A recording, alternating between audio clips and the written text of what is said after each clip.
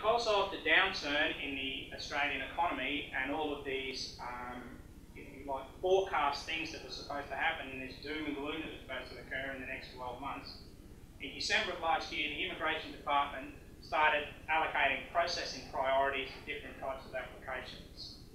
In the 9 months since, it has changed 3 times, every time without any notice. To such a degree now that there's a lot of confusion out there, and a lot of people just don't really understand what's going on. And the way that it's all occurred, it would lead one to believe that in Canberra they don't really know what's going on either, because so much of it makes no rhyme or reason. But where does it sit right now? It sits like this. As at the 23rd of September of this year, the processing priorities will change to reflect the following. Priority number 1, applications sponsored under the ENS or the RSMS program. In other words, if you've got an employer sponsoring you, straight to the top of the queue. I have heard of applications finalising in 48 hours. Okay? That's priority number 1. A lot of premium they're facing right now on having a job to go to, for obvious reasons. State or territory sponsored applications on the CSL. Now, we haven't spoken about the CSL so far, but guess what? Yes, you got it absolutely right. There's another list. Okay? So as well as all those other lists, as at January of this year, the Immigration Department came up with yet another list that said, okay, of all the other lists that we've got going on at the moment, these ones are going to get priority.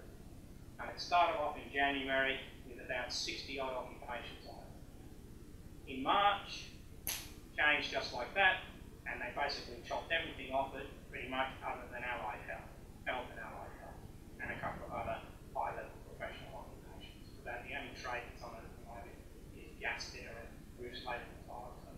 Yeah, that's about it.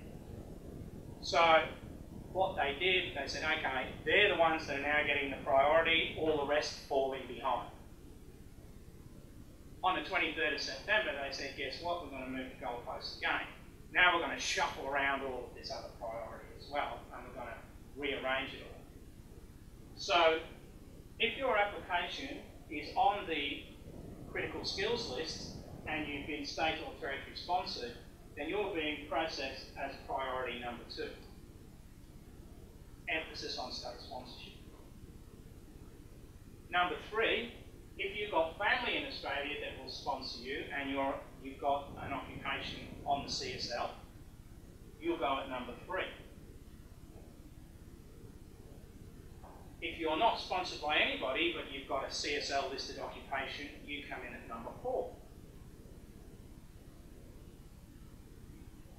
Behind that, if you've got an occupation that isn't on those lists, but you're state or territory sponsored, you'll come in there at number 5.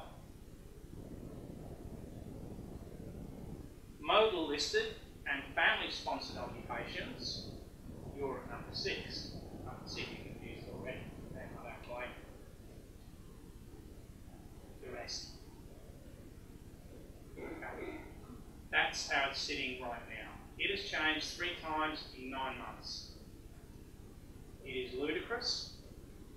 The industry, Migration Institute of Australia, and a variety of other organisations don't understand exactly what's going on.